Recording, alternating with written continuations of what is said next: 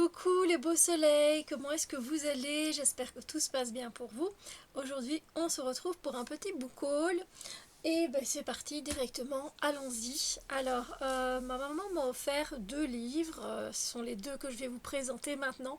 Ils étaient sur ma wishlist et donc j'allais aller à la caisse pour payer ces livres. Elle m'a dit non, non, non, elle fait, c'est moi qui te les offre. Et merci maman. Donc voilà. Il y en a un, c'est La sorcière écarlate de Laurie Lico Albanese aux éditions Hauteville. Voilà. Et il me tentait depuis déjà sa sortie en grand format. Alors, je vais vous lire. Il y a les étiquettes. Je n'aime pas les étiquettes sur les livres.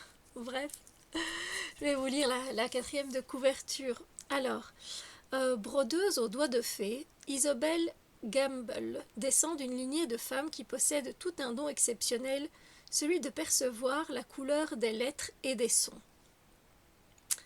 Très tôt, elle apprend à le cacher pour ne pas être, comme ses aïeuls, accusée de sorcellerie.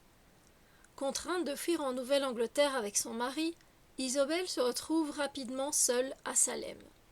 Son destin croise alors celui du jeune Nathaniel Hawthorne, un écrivain hanté par le rôle de ses ancêtres lors des tristement célèbres procès de sorcellerie.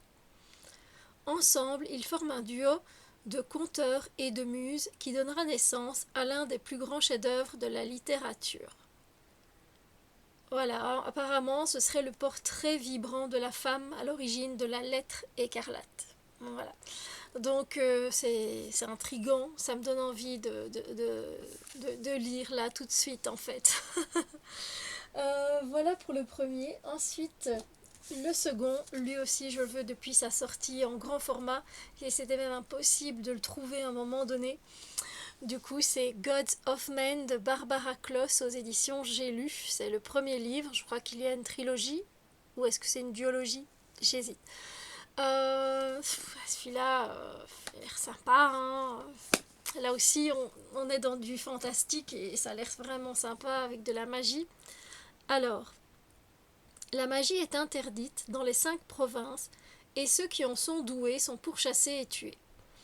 Sable ignore que sa musique renferme un pouvoir jusqu'au jour où, encore enfant, elle arrête par accident le cœur de sa petite sœur en jouant de la flûte, la tuant sur le coup.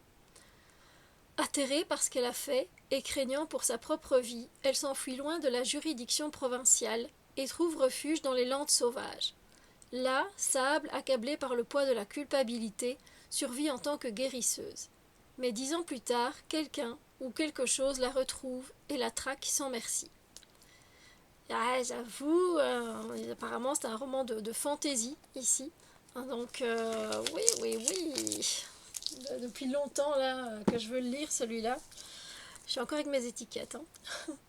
Hein. Ici, celui-là, j'avoue que ce sera mon premier quoi? Mon premier roman de l'Avent. Et j'ai pas choisi une romance parce que c'est vrai que il y a que des romances quasiment sur le marché qui ont sorti des romances de l'Avent. J'avoue que moi j'ai lu les quatrièmes de couverture de romances et ça m'attire pas. Ça m'attire pas. Du coup, j'ai pris Télé, le roman maudit de Franck Tillier, le thriller de l'Avent. Et pourtant, les thrillers, c'est pas trop mon truc. Mais je me dis, un chapitre à la fois, ça peut être sympa. Donc voilà, j'adore. Donc j'ai déjà hâte, vous savez. Donc ici, voilà, je vous montre un petit peu. On a le roman maudit, puis bienvenue, chaque jour, ouvrez un chapitre scellé et découvrez cette histoire qui vous fera frissonner jusqu'à Noël. Armez-vous de votre coupe papier et de tout votre courage. Bonne lecture. Et on commence, voilà, comme ceci, le 1er décembre. Et c'est ainsi pour, voilà, pour le 4. Voilà, à chaque fois, on va venir ouvrir en fait un chapitre de, je ne sais pas de combien de pages exactement. Donc ici, on va venir le découper, enfin, avec un coupe papier. Donc on va faire comme ceci et hop, voilà. Il y a des choses écrites. Non, mais c'est cool, c'est la première fois, donc évidemment, je suis intriguée. Donc voilà, surtout un thriller, j'avoue que... Mais bon, le roman maudit aussi. Voilà, bon, ça m'a tiré. Alors, 1er décembre, Naël découvre un carnet devant chez lui. le carnet de Léo, kidnappé il y a un an jour pour jour. Désormais, leurs destins sont liés. Désormais, Naël est coincé dans une journée qui recommence encore et encore. Une journée pour découvrir qui est Léo, une journée pour sauver sa propre vie, une journée pour mourir. Voilà, on a trop envie de savoir. Et puis voilà, vous avez ici, vous voyez, toutes les romances de l'Avent qui sont déjà sorties. Et oui. Donc c'est le premier thriller de l'Avent. Voilà, on verra. Alors, ensuite, là, c'est deux romans que j'ai achetés en occasion. Et je suis contente de les avoir trouvés parce que j'ai eu un coup de cœur pour le premier de la trilogie. Et ce n'est rien d'autre que les cartographes de S.E. Grove. Et comment vous dire que je suis trop contente d'avoir le livre 2 et 3. Voilà, franchement, j'ai eu un coup de cœur. Enfin voilà, dans le point lecture, je viendrai vous le présenter, mais on voyage, on est dans plein d'aventures, c'est fantastique, on a des créatures, il y a des choses avec les cartes évidemment, mais il n'y a pas que des cartes, comment dire, des cartes sur papier, quoi, des cartes liquides, des cartes de sable, des cartes... Il y a tellement de choses, des cartes de verre, c'est trop bien fait. Franchement, c'est un univers qui a été super bien construit. Et au début, j'avais un peu peur parce qu'on est avec une protagoniste qui est très jeune, elle a 13 ans et elle vit avec son oncle. Mais elle est mature de ouf, elle est mature vraiment. Donc le 2 et le 3 des cartographes. Donc le livre 2 c'est le passage d'or et le livre 3 c'est l'illusion écarlate. Donc voilà, je peux juste vous dire, foncez lire la quatrième de couverture des cartographes, le tome 1, parce que c'est trop bien. Voilà. Alors il met roman préféré des ados, mais sincèrement, c'est très adulte. Hein. C'est très adulte, on est vraiment ici. J'aimerais vous dire, on est dans un young adulte. Vous voyez, on est plus vers le adulte que le young. Voilà, sincèrement.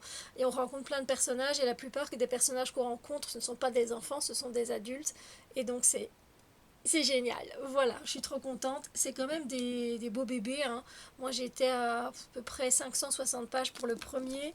Et le deuxième, ici, il a l'air d'être un beau bébé aussi. Ouais, hein, on est passé des 560, 70 pages. 570 pages, donc il est encore plus gros.